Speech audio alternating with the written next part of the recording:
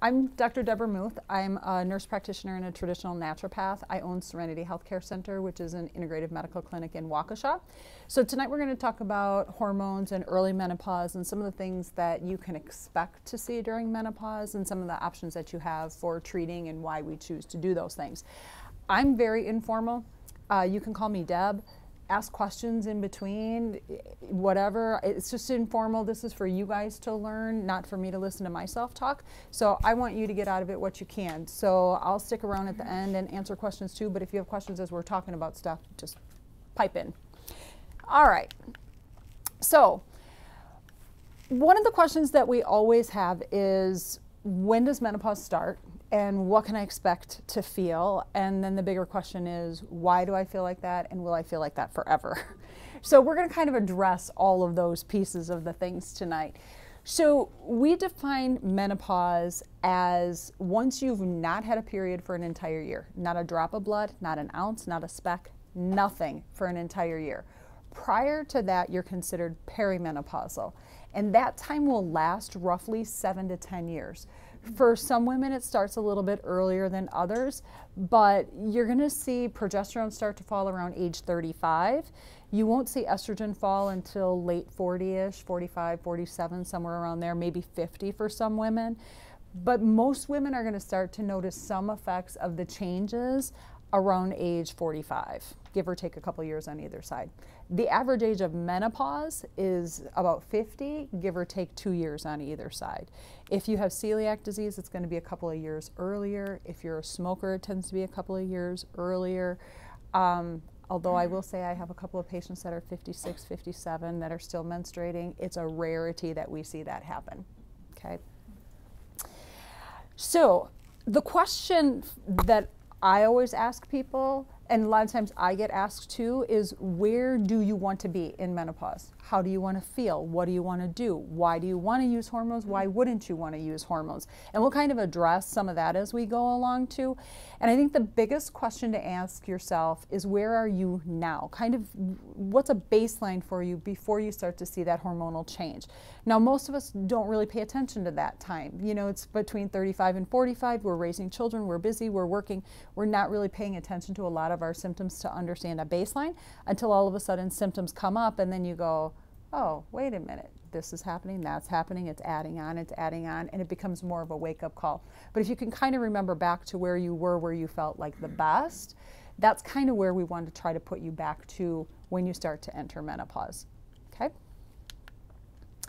So, are you tired? Most women are tired, most men are tired. Some of it's from our lifestyle, but certainly it's because of the imbalance of the hormones as well. When the hormones start to fall, primarily progesterone, you don't sleep as well. Progesterone's your feel-good hormone. It's your calm hormone, your euphoric hormone. It helps put you into a nice deep REM sleep. So when that starts falling around age 35, you're going to start having some sleep patterns change typically. And it can be a mixture. It can be difficulty falling asleep. It could be difficulty staying asleep. It can be a combination of both, which leads to fatigue. Now, those hormones do change neurotransmitters in our brains too, and that can also lead to some of the fatigue that we have. Besides that, we're usually raising children and working and all that other stuff and burning the candle at both ends. So we talked about sleep. What about weight? Most women complain about weight being a problem, regardless of where they are in their menstrual cycle or where they are in their hormonal cycle. But definitely once menopause occurs, we all complain of that mid-abdominal weight gain. Now, some people will say it's cortisol levels. I'll tell you, it's usually not cortisol levels. I've been doing this for 20 years. I can honestly say I've probably got a dozen people in the practice that have very high cortisol levels and that are gaining weight. Lots of low cortisol levels, and that will put weight on because it will change your metabolism. So I think high or low, it can cause issues.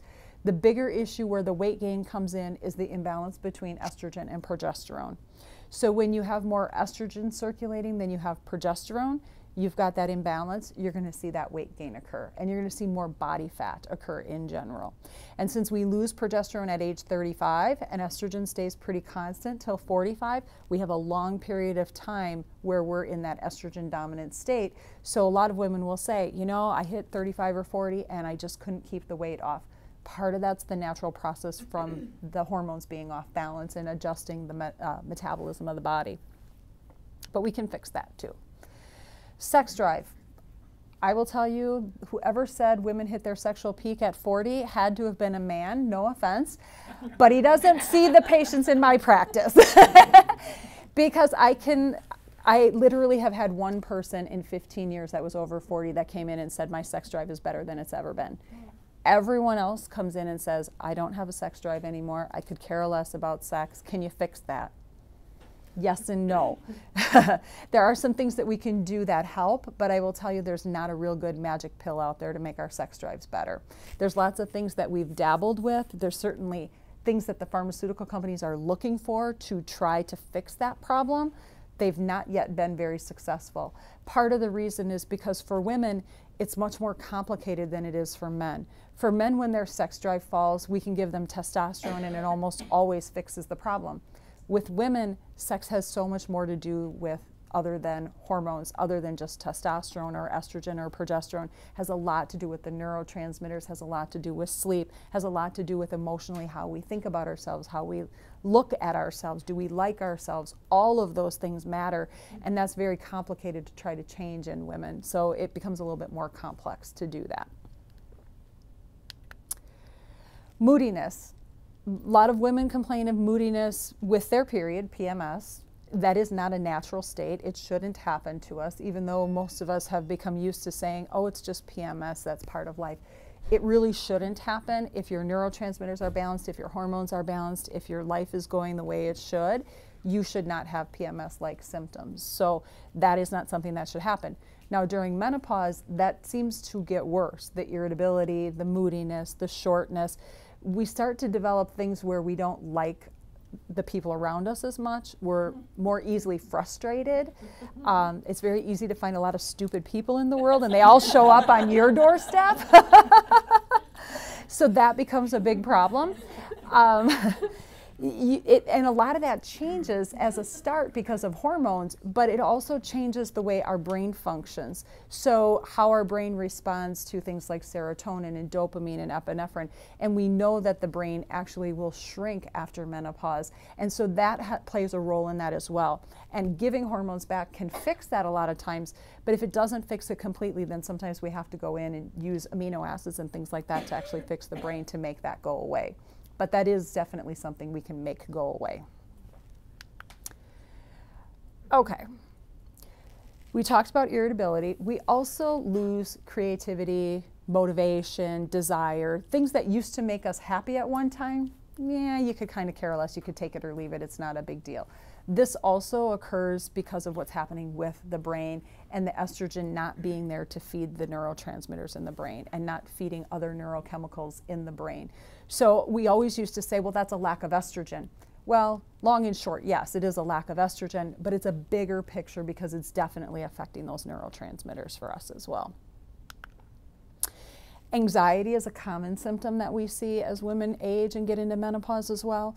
It is both an estrogen and a progesterone deficient thing. Because progesterones are calm, euphoric hormone, that can fix that, but oftentimes it's estrogen that will make the anxiety a lot worse too. So adding a little bit of estrogen can kind of stabilize some of that for you. So estrogen and GABA. So GABA is a neurotransmitter. Most people will know it as an amino acid because we will give it to people if they're anxious. If there's something misfiring in the brain and we give you GABA, GABA should calm you down. But what that means is there's a blood-brain barrier issue, okay? Has anybody heard of the term leaky gut? Okay, so leaky gut is where you develop microscopic holes in the intestinal tract and toxins can leak out. Well, that's the same thing as brain permeability. When that brain barrier gets thin and leaks, you're going to have problems with it. So a lot of times we will give GABA as a challenge and say, okay, you're having some anxiousness, let's give you some GABA and see if it calms it down. If it does, that's a great symptom, that's a great relief, but it tells us we've got a bigger picture, we've got a bigger problem going on because we have to seal up that blood-brain barrier so bacteria and viruses and parasites and things like that don't cross that blood-brain barrier and cause more problems for you. So although it can be a great help, it can also be a problem too. A lot of people will use GABA to help them sleep, and get them to fall asleep and stay asleep longer. Same type of thing. If there's not a brain permeability issue, GABA should not make you feel any different whatsoever.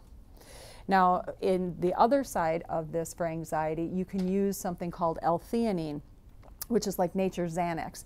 And that works great. It doesn't make you drowsy. You don't become addicted to it. It just kind of takes the edge off. And they make two different forms. They can make a sublingual form that works immediately, or they can make a capsule form that takes a little longer to react. So maybe about a half hour, 40 minutes for it to kick in.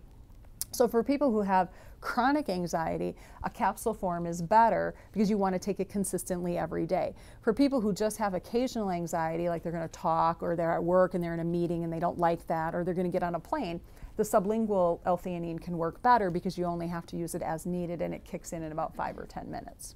Okay. What is that substance? L-theanine. L-theanine? Theanine. It's an amino acid. L-hyphen. Yep.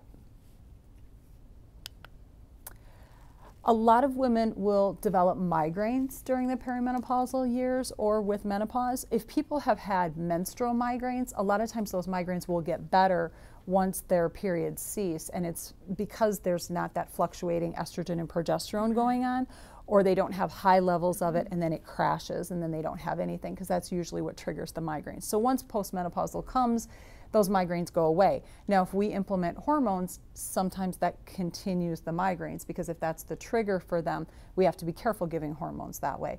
But oftentimes, women will develop migraines as a result of that fluctuation up, down, up, down, up, down, and they don't like that. So if we can keep the hormones more consistent, a lot of times we can treat the migraines. The other thing that will happen with people who have migraines is some women will develop almost like an allergic sensitivity to their own hormones. We see this a lot in women who have endometriosis. They will actually develop an allergic reaction to the hormones their body creates. And when that hormone fluctuates, they will react like an allergy and they'll actually get swelling in their brain. And we can combat that by treating them like we would treat them for ragweed or dust or pollen allergies, so that they can tolerate the fluctuation of their own hormones and also tolerate us giving them hormones if they choose to do that, to try to keep that under control. Dopamine is our feel-good neurotransmitter. It's what gives us a good mood, it keeps us calm, it keeps us stable. But when estrogen falls, so does dopamine. And that's part of the reason why we get some of that irritability that's there and the moodiness. Dopamine can also hamper focus and concentration. So if we don't have enough dopamine, we're going to be more scattered and more brain fog. And we see this a lot with people who have attention deficit and things like that. They have a low dopamine level. People who have Parkinson's disease have low dopamine levels. Sometimes people who have bipolar depression will have low dopamine levels as well, and that can be fixed by giving them dopamine. Bone loss is a well-known problem with women entering into menopause, and men as well. When they lose testosterone, they will also get bone loss. So they can get osteoporosis or osteopenia, which is the precursor to that.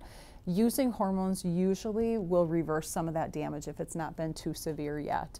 Weight-bearing exercise, good diet, all of those kinds of things can help too. One of the biggest things we see with bone loss is high lead levels. So people who have a lead toxicity will have more bone loss. And most of us will say, well, I'm not eating paint chips, so where am I getting lead from? Well, lead is a common toxin in our environment. It's in our air source. It's in our water and it's in our food, but most of the time we inhale lead as a toxic chemical that's released into the environment. And if you don't have the proper detox method going on in your body, or something's broken in that detox method, you're not going to release that lead like you should. And it's going to store, and it likes to store in the bone, and that's usually what causes the bone to deteriorate. So when we see people with high levels of osteoporosis or even osteopenia, one of the first things we do is say, let's do a lead challenge on you, a heavy metal challenge, and see if you're storing lead in the bone. And if you are, we need to get that out so we can reverse the bone loss. Otherwise, it's going to continue to progress. So we talked a little bit about what perimenopause is in the range of time frame. So we're talking 7 to 10 years prior to the age of menopause, average age being 50. And it basically is that fluctuation of the hormones, the lower progesterone starting and then the lower estrogen. And from cycle to cycle, those levels can change and they can be different. So one month you could feel totally normal, And the next month you could feel like a crazy person took over your body and you don't know what happened. And then the next month you could be fine again. That's perimenopause. It's up, down, and all over the place. You'll also see your periods start to change during this time. They'll get lighter, they'll get heavier, they'll be closer together, they'll be further apart. And typically they will get closer together before they'll get farther apart. So you might go every 2 weeks or 3 weeks, and then you might go 5 weeks or 6 weeks, and then you might go 2 weeks again, and then you might go 8 weeks again. But most of the time they're going to be closer together before they get further apart. So the question I always ask is, are you ready for a change? Do you not like how you're feeling enough that you're ready to do something different? And most women, by the time they get to me, they've tried the diet, they've tried the exercise, they've tried sleeping, they've tried this, they've tried that, and it's not working. And so by the time they get to see me, they are ready for doing something different, whether it's herbs or whether it's hormones or it's a combination of the two, but they don't want to feel the way they are feeling. So because hormones fluctuate literally every day, they don't stay constant in our body. They fluctuate. Every day is a different thing from moment to moment. It can be difficult for us to measure hormones when you're kind of all over the place. So we try to measure hormones, but it's just a snapshot of what's going on. So when we measure hormones, basically what we're looking for is, do your symptoms confirm what we think is going on? And how out of balance are you? What's the gap that's there? And does something get thrown off that maybe we wouldn't normally suspect? So that's what we're kind of looking for. Where you are in your menstrual cycle is going to affect the testing. So if you test on day 3 of your menstrual cycle compared to day 20 of your menstrual cycle, that picture is going to look very different. We count the first day of bright red bleeding as day 1. And so we like to do hormone testing somewhere between day 19 and 21, depending on how many days you cycle for. So if you get a period every 28 days, we want to test you around day 20 or 21. If you're somebody who gets a period every 20 days, we're going to want to try to catch you around day 17 or 18. We're looking for what's called the luteal phase, and it's about 4 or 5 days before you should get your period. At that point, we should be seeing estrogen falling, progesterone falling, and they should be somewhat in balance there. Most of the time they're not, so the goal for us is to figure out how bad is that gap there that's going on. All right, I might be talking about this a little bit earlier, but let's go back to doing a little bit of testing. If I talk about it here and it's someplace else, that's okay. Different methods of testing. There's blood testing, there's salivary testing, there's urine testing. I prefer saliva because I can have somebody measure at 4 different times throughout the day, and then I get a pool for the whole day. Versus blood testing, I'm getting a snapshot of literally that moment. The difference also is that those hormones are bound to proteins, and when they're bound to proteins, they're not actual free available hormones to your cells. So we have to do some different calculation to figure out where your free hormones are, where when we do salivary testing, we're already measuring free hormones. And because I get the whole day versus one snapshot, if you're fluctuating throughout the day, I'm going to pick that up at some point during the day. I don't like urine testing at all. It's extremely expensive. You're measuring the metabolites of what the body's spilling out. And basically they've taken blood normal levels and applied them to urine. And I know there are some doctors like Jonathan Wright who loves it and swears by it. I actually did a mini study in our office, and we had women test with all 3 methods and then correlated them based on their symptoms. And hands down, 8 times out of 10, the salivary hormones matched what their symptoms were. Blood testing and urinary did not even match closely related to where a woman's symptoms were. So I tend to stick with saliva for that reason. All right, so when we talk about looking at balancing hormones, we want to balance hormones very similar to our biology. We want to try to mimic what's happening naturally in the body. If we try to give you something that's way higher than what your body's used to, we're going to have problems, you're going to have problems, you're not going to feel very well. So we try to mimic the body's natural cycle as much as we can. This is what typically happens in a menstrual cycle with all of the hormones. So it's a little bit of confusing things here, but FSH is follicle stimulating hormone. That is the hormone that we see rise once a woman's postmenopausal. And it can get very high, but usually once it's over 40, we'll say, okay, you're postmenopausal. It can go all the way up to 200 or 300. And that's what shuts down the production of the hormones from the ovaries. So normally in a menstrual cycle, the first half of your menstrual cycle, so from the first day that you start bleeding until ovulation, estrogen is going to be fairly low. It's going to start to gradually creep up. That's what's going to stimulate an egg to be produced for ovulation. And then once ovulation occurs, it's going to peak, and then it's going to start to fall off. Progesterone is going to be very low in the beginning half of the cycle. Unless you're trying to prevent a pregnancy, then we want progesterone to be higher there because we don't want ovulation to take place. But it's not going to rise until about 2 days after ovulation. And then it's meant to thicken the lining of the uterus so that a fertilized egg can implant. If that process, though, is disrupted, you will see a lot of people have problems with getting pregnant or holding a pregnancy or getting a miscarriage because they're not building enough of that lining for that egg to implant because there's a progesterone deficiency going on there, and that's a common problem that we see happen. Body temperature should stay fairly normal. It should rise right at ovulation for about 48 to 72 hours, and then it should stay high until you get your period, and then it should drop off again. Okay? So when we look for infertility issues, we will look for what is going on with a basal body temperature, what's going on with some of these hormones at key points in your menstrual cycle to determine if some of these hormones are in flux, and that's why you're not getting pregnant. All right, so there are a couple of different ways to give hormones. There's the rhythmic hormone, or some people will call it a cyclic hormone, or a static. For a long time, we always gave static. We never gave a break in hormones. We don't do that so much anymore. We tend to learn from things, and so we don't usually do static dosing without a break. Part of the reason we want to take a break is your hormones aren't meant to be always turned on, because if we look back at this, you can see where they're supposed to be. If we statically give you hormones, kind of like with the birth control pill, like a monophasic birth control where the dose stays the same, we're shutting this whole process down. And in menopause, it's not a big deal because you don't want to get pregnant anyway, and we would never give you high enough doses to do that. But it can disrupt kind of how you feel. But we have these things called hormone receptors, and they pick up the signals of the estrogen and the progesterone and the other hormones that we give you. And if we give you a constant dose and we never change it or never have you take a break from it, those receptors become kind of stagnant. They stop responding to the hormones. And then we have to usually change the dose and go higher to get the same benefit that we want. So we usually will say take a break a couple of days out of the month so that you unflood those receptors and the body thinks it's working the way it was supposed to with a natural period. But sometimes we'll do true cyclic dosing.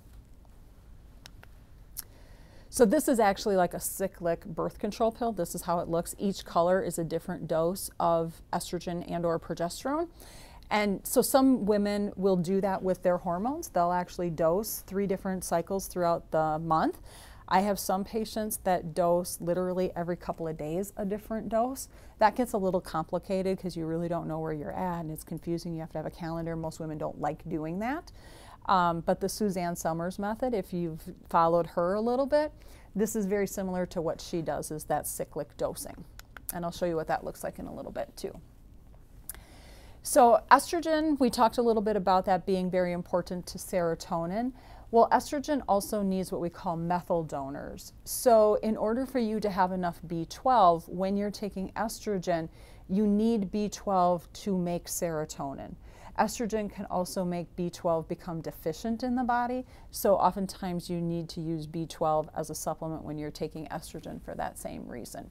You can also take something called MSM or SAMe to help the body make serotonin to add to those methyl donors. MSM is like a sulfur component, not the same as if you have a sulfur allergy or a sulfa allergy. It's different, but MSM is also a really great anti-inflammatory. So people who have a lot of joint pain or muscle pain or headaches can use MSM to help reduce that inflammation, but it'll also help make more serotonin as well.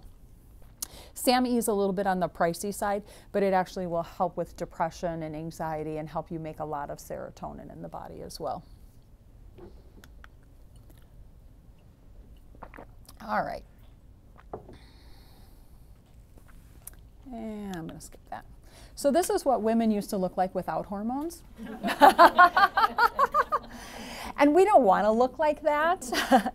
We've become kind of a vain society, which I'm grateful for. But without estrogen, your skin definitely changes. And a lot of women will say, my skin is thinner. It doesn't look the same. You get the dark circles underneath the eyes even with enough sleep. Some people get that because they don't get enough sleep, but a lot of women get it because that tissue becomes very thin, and what ends up happening is you can see all the capillaries then under the skin. So you can use an estrogen formula, a facial estrogen formula with estriol, and apply that to your face. It's a very inexpensive anti-wrinkle cream. It works like a charm. You don't want to try to do that with a systemic like Biased, because usually that estrogen is stronger, and because these tissues on the face are so thin, you can actually get very high doses of estrogen storing in your body when you do that. So you definitely want to use a facial estrogen. All right, so we talked a little bit about how we do that rhythmic dose. We talked a little bit about why, because we want to try to mimic that natural cycle. But let's look at a dose schedule, and then we'll look at benefits and concerns and problems with it. Can I ask you a question? You certainly can. Is this mostly if you're still menstruating? No, you can do it with or without menstruating, cycling. So the dose cycling you would do if you're in menopause? You can. Okay. Like Suzanne Summers believes that you should dose high enough and cyclically enough to get a period the rest of your life. Well, I've had a lot of women come in with her books, and the first question they say is, do I really have to go back to getting a period? Because I'm not really interested in that. And the answer is no, you don't. And I would be a little bit concerned giving that high of a dose just to provoke a period. And many GYN doctors around here would be very alarmed if you do that, because their concern is you should not be bleeding after menopause. If you're bleeding, you have too much lining built up there, and you're putting yourself at risk for endometrial cancer. So a lot of women don't want to do that, and they don't have to do that to get the benefits of the hormones. It's kind of a model from someone by the name of T.S. Wiley. She's been kind of in and out of the limelight maybe about 5-6 years. She came out with a bang, and all the doctors kind of jumped on board with her, and then she fizzled out very quickly, because what ended up happening is when you start giving high doses to do that, women do not feel well. And so the pharmacies would get a lot of complaints, the doctors would get a lot of complaints, and they finally said, yeah, this really isn't worth trying to do this. Let's go back to the way we were doing it before. So you can do single static dosing, or you can do cyclic dosing, whether you're in menopause or not in menopause. The traditional medical community believes that once you don't have a uterus anymore, if somebody's taken your uterus out for whatever reason, you never need to use progesterone again. We disagree with that model. You have progesterone in every living cell of your body, every organ, every tissue, every blood cell, everything. So the thought that the only reason progesterone was put in our bodies was to protect the lining of the uterus is a little naive in my book. We don't even know everything hormones do. We think we know a lot, and 10 years from now we'll know even more. So I disagree with that philosophy. I think you need both estrogen and progesterone whether you have a uterus or not. You cannot ever use estrogen without progesterone if you have a uterus, because you significantly put yourself at risk for endometrial cancer. Now, if you really didn't tolerate progesterone, which I have some women that don't, and they don't have a uterus, they use very little to none progesterone. And that's okay as long as they feel okay with that. I'd prefer there to be better balance, but I treat the person in front of me. I don't treat what it says on paper. So if somebody really says, I just really don't tolerate that, I'm going to work with them on that one, okay? In the traditional medical world, they don't believe that hormone levels ever need to be drawn. Not estrogen, not progesterone, not testosterone, nothing, unless we're looking at it for infertility or polycystic ovarian syndrome or something like that. But for menopause, they don't believe that you have to draw any hormone levels. And I would also disagree with that. It's not that we're treating the numbers, but we want to know that what we think is going on is actually going on. And more importantly, we want to make sure there's proper balance between estrogen and progesterone. Because I can give somebody estrogen and their estrogen could shoot up super high, and give them progesterone and the progesterone goes nowhere. And then I've got this person in an estrogen dominant state, and they're gaining weight and they don't feel good and they're miserable. Well, I don't know that, but in the traditional medical world, I would look at that and from where I was taught traditionally and say, well, you need more estrogen, but you don't need more estrogen. So I disagree with that philosophy, even though I was trained that at one point. I was also trained different in my integrative program. So I think testing is important. The FDA does not approve estriol, but it does agree with using estradiol and progesterone. They used to never mind estriol, but a few years back they finally came out and said, nope, we're not approving this at all. Estriol is your weakest estrogen. It's not really good for treating hot flashes and night sweats, but it's your most protective estrogen against the breasts. So you want estriol to be there. It's also the most prevalent form of estrogen that we find in the vaginal tissues. So when you start to have vaginal dryness or pain with intercourse, you can use estradiol, which is often found in estrase, or some women are still prescribed Premarin, the horse estrogens, but we will typically prescribe estriol because that's what's normal, that's what's there, and we're trying to mimic what should be naturally there. All right. So real hormones versus synthetic hormones. Let's talk about that for a second. So like I said, Premarin is still on the market. It still is prescribed. I don't think it's prescribed as often as it used to be prescribed, but it's still available. There are bioidentical hormones that are FDA approved and that are made in a transdermal fashion. Vivel is one, Climera is one, and for some women they work very nicely. For some women, they don't like the idea of having a patch on their body where if they're at the gym or they're swimming or they're whatever, somebody's going to see that. Some women have problems with the adhesive. We're also very limited to the dose. We've got about 3 or 4 different dosing in that category. So if you don't fit that dose, oh well, you can cut the thing in half or cut it in quarters or do whatever, but we're not going to get a good dose there. We're also not going to get our protective estriol. So when I first started doing hormones, we made something up called Triest. It was made of the 3 common estrogens the body makes. Estradiol, which is your strongest estrogen, that's what controls hot flashes and night sweats. Estriol, which is your weakest estrogen, but most protective. And estrone, which is what we now know as to being our bad estrogen. We don't want a lot of estrone around. However, we produce a lot of estrone once we're postmenopausal. So once we started learning what estrone did, most providers took estrone out of their mixture, and now we make something called Biest. It's made of estradiol for hot flashes and night sweats and estriol for the protection. I still do see some providers that do a Triest formula because that's what's supposed to be natural. I don't do that because I'm not going to put more of a bad thing in your body when you're already making enough of a bad thing. So that's why I choose not to do that. In the synthetics or even in the patch, we don't get any of that. We just get straight estradiol. They also do make progesterone in a capsule. Actually, Women's International Pharmacy, I don't know, maybe 15 years ago or so, sold their formula to Solvay Pharmaceuticals so they could have an oral progesterone, a natural oral progesterone. It isn't a peanut oil base, so if you have peanut allergies, you cannot use it. But it also only comes in 2 doses, 100 milligrams and 200 milligrams. And most women need a different dose than that. Some people believe that using an oral progesterone is great for sleeping. It's a horse apiece clinically for me. Some people it works for, some people it doesn't. I like transdermal progesterone better because you can adjust the dose as you need to, and you don't have to get a new prescription every time you adjust the dose. The other thing with the oral Prometrium is it's very expensive. For most people, even with their copay, you're looking at $60 to $80 a month these days. Where with the compounded with no insurance coverage, maybe $20 to $40, okay? So it becomes a big difference there.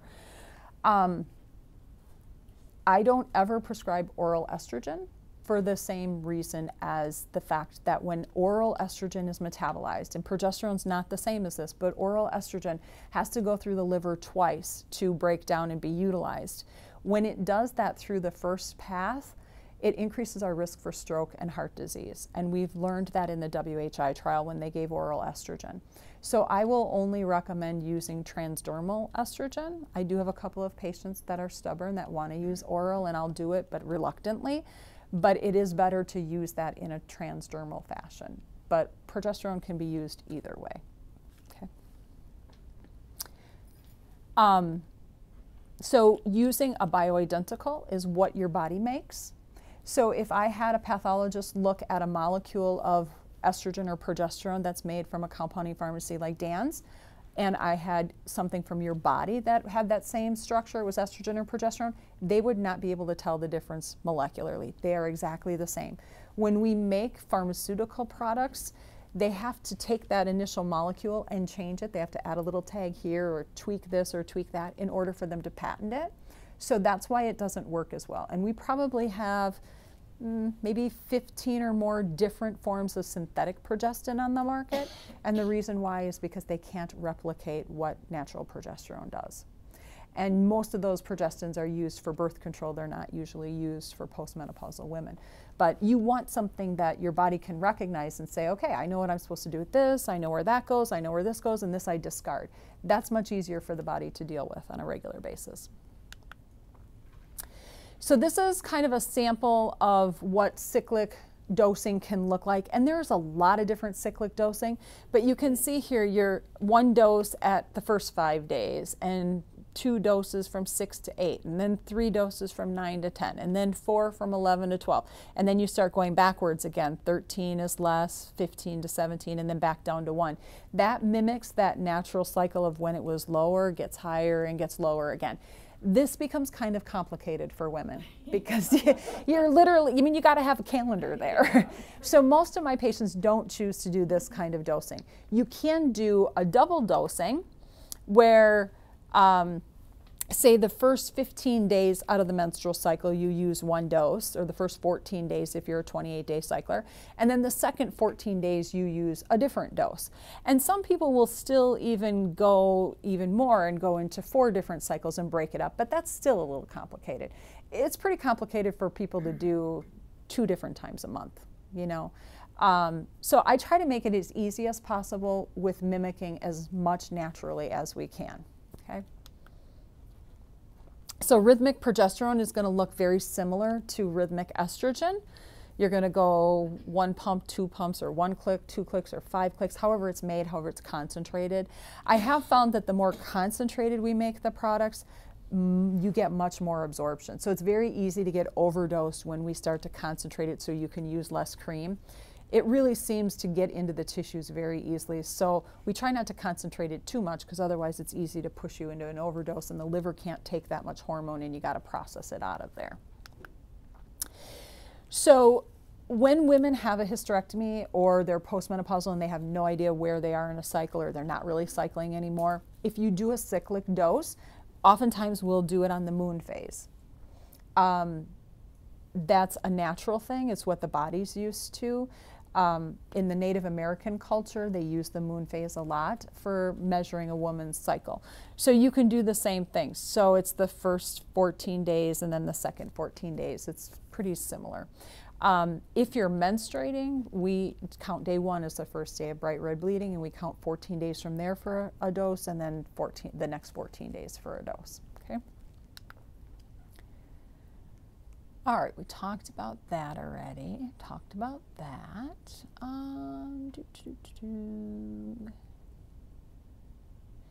Yeah, you know, we don't need to talk about that. So bioidentical hormones are typically plant-derived. Most of the time they're made from wild yam. Sometimes we can make them from soy.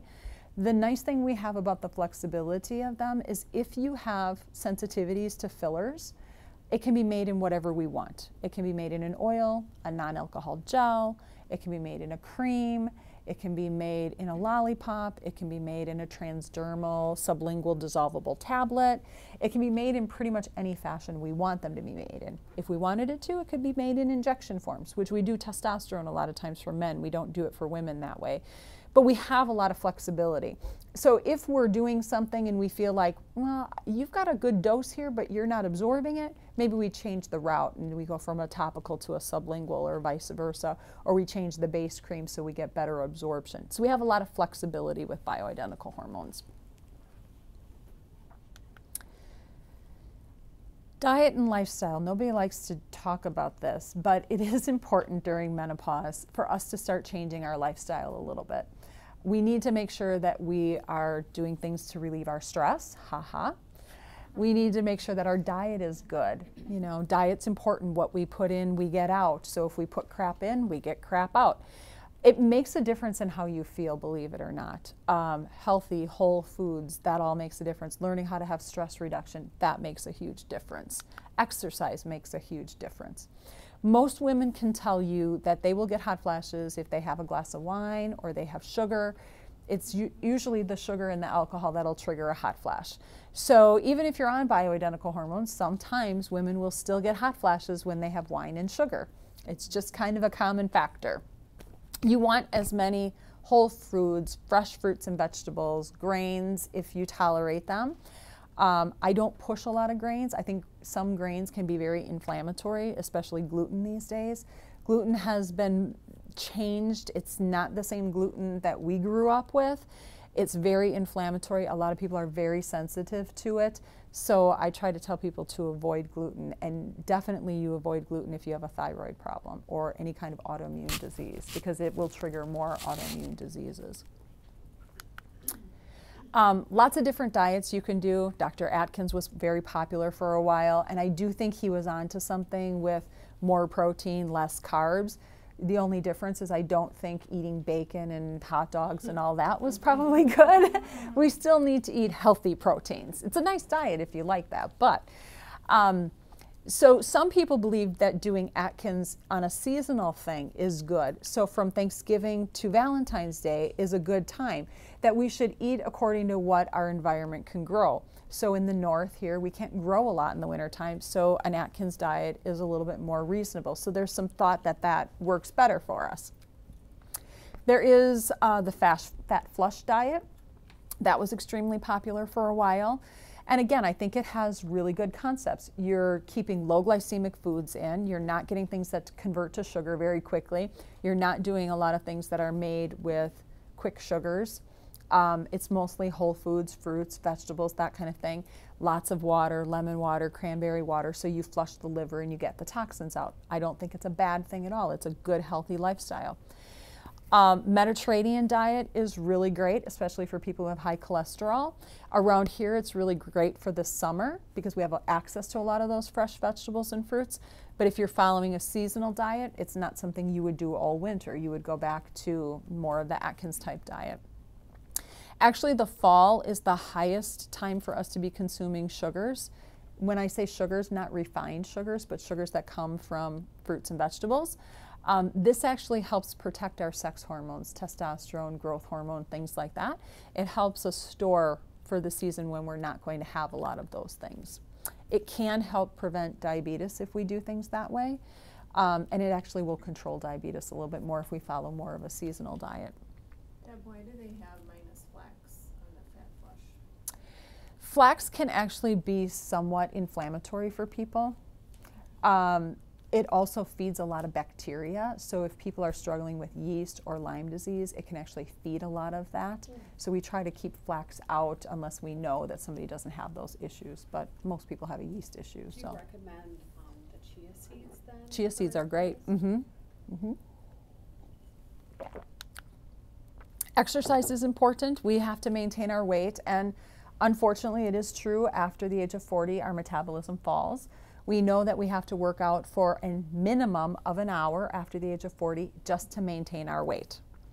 So when we put on 10 pounds going into menopause, we got to work harder, ladies, to get rid of that. If you're not exercising a lot, and that would be more than an hour a day, the average calorie intake, max calorie intake, should be about 1,200 calories a day to maintain your weight. And you can do a lot of food on 1,200 calories a day if it's whole foods, if it's fruits and vegetables and proteins and things like that. It's a lot of food, but it's not much if you're doing a lot of processed things. So it goes away very quickly. Reducing the stress, that's important. Keeping our body mass, keeping our body fat down and our muscle mass up, that's also going to help protect our bones. We also need a lot of healthy fat in our brain for our brains to keep working so that we can have more concentration and focus and we're sharp and witty. Otherwise, if we don't have enough fat in the brain, we're going to have problems with that and we're going to have more inflammation. Exercise also helps clear the mind and it helps center us. So a lot of people like to do yoga, or they'll do Tai Chi, or they'll do meditation because they can get exercise in as well as stress reduction, and that's perfectly fine. And do you have to do that every day? No, but I would encourage you to start a cycle, start a plan, so that when you're ready to blow up in the office because somebody was an idiot to you, you can go in the bathroom and just kind of take a couple of minutes, get some deep breathing, center yourself, and then shake it off and move on so it doesn't ruin your entire day. All right, lifestyle, Number one, stress. Stress creates the most inflammation in the body, and it is the number one cause of almost every disease we have. Stress and diet, big things. And most of us are under a ton of stress. We're all on that hamster wheel together. It'd be great if we could just sell everything we own and had somebody take care of us, but most of us don't have that luxury. So we have to do what we have to do, but we can find a way to do it so it doesn't create as much stress. The more stress you produce in your life and in your body, the more cortisol you'll have rise, which is great. That's your fight or flight response. You know, I got in an accident, my adrenaline kicked in. I didn't have pain for about 24 hours because I was on an adrenaline rush, and then it crashed. And when you constantly do that up, down, up, down, up, down, your body can't take it, and after a while, once you crash, you're not going to come out of that crash very easily. And it could literally take anywhere from 6 months to 5 years for you to pull out of that crash. If that adrenals hit rock bottom, it's going to take a lot for you to get them back. And you're going to have a lot of these same symptoms we're talking about with the hormones. The focus, the concentration, the irritability, the weight gain, the muscle pain, the joint pain, all of that stuff can occur because the adrenals are depleted because we've stressed ourselves out too much. So it's really important to make sure we keep that under control. Spirituality in some fashion. I don't care. I have a friend that her higher power is her high heel shoes. God love her. That's great. Whatever your higher power is, doesn't matter to me. But we have to have something that we believe in that's bigger and better than us, because sometimes that's the only way we can make it through. And fun. When's the last time everybody's had fun? Yesterday? Today? Yesterday? Good. A week ago? 2 weeks ago? Everybody's nodding. So within the last week on an average? We should be having some form of fun every day. We have to laugh. Laughing helps us stay sane, and it helps our immune system, believe it or not. I've seen people cure cancer from doing nothing but laughing all day long. You know, watch I Love Lucy, Three Stooges, whatever makes us laugh, stupid fun that we don't have to think about. But somewhere find joy in every day that you have. Even if it's waking up and saying, gosh, that's a gorgeous sunset. I can't see, I'm driving and it's killing me, but it is a beautiful sunset. Try to have some fun. Make somebody else laugh so you can laugh, because that's really important too. All right, we talked a little bit about stress, but here's a good eye-opener for us. In the 1970s, the average person worked 24 hours a day, or 24 hours in a week. By 1990, oh, I take this back, I'm going backwards, leisure. So we had 27 hours of leisure time in a week in 1970. In 1990, we only had 15 hours of leisure. By 2008, we were down to 10 hours of leisure. And on average, we worked 60 hours a week compared to in 1970 when it was only 35. That's huge. We're working harder. Most of us get paid less. When you get home, you're still working, you know, taking care of your house, taking care of your kids, doing your bills, or working another business, or doing something. There's more work than there is fun time for us these days, and we have to try to reverse that if we can a little bit. Some people, their only hobby is literally worrying about dying. When am I going to die? My grandmother was like that. She lived to be 95. Good God. I remember going to see her. I was probably 9 or 10. I think she was maybe 50. Every time I went to see her, she was dying of a heart attack and she was going to the emergency room. And no lie, she died at 95 just because her organs gave out. She was just so mean. But she worried all the time. And there are people like that. They worry about what they're going to die from. When am I going to die? Oh my God, I could get this. Oh my God, I could get that. Don't waste the little bit of free time we have worrying about those kinds of things. It'll happen when it's going to happen, and you're probably not going to know it. And if you know it, well, then you can prepare about it. It's kind of like that song, Live Like You Were Dying. You know, if every day you think you're dying, well, then live it to the fullest, because it may be our last, you know, but that's okay. We talked a little bit about the adrenal glands. There are things you can do to support your adrenal glands with or without testing. Testing is typically us doing a cortisol salivary test. So we have you take a kit home, spit in a tube at 4 different times throughout the day, so we can measure what's happening with your cortisol levels. Cortisol should be at its highest point first thing in the morning, should drop by half at noon, drop by half at dinner time, and be nearly non-existent by midnight. Okay? Many people, their peak in the morning is like 3 or 4. It should be 18 to 35. It's not very high. If you're somebody who wakes up and don't really feel like you've slept much through the night and you're dragging to get out of bed and wishing somebody brought you coffee before you got out of bed, you probably have a low cortisol level in the morning. And you can bet it's probably not getting a whole lot higher through the rest of the day.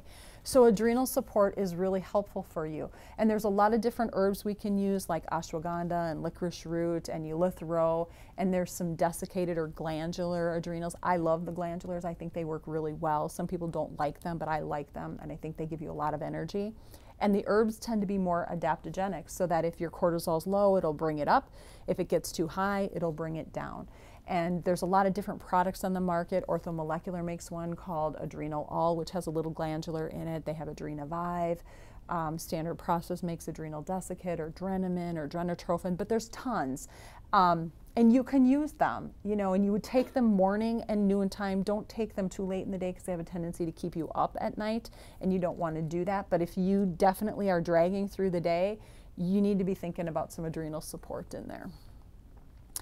Low adrenal glands are oftentimes going to make your menopausal symptoms worse. They'll make your hot flashes worse, they'll make the night sweats worse, and they definitely make the brain fog and the energy worse too.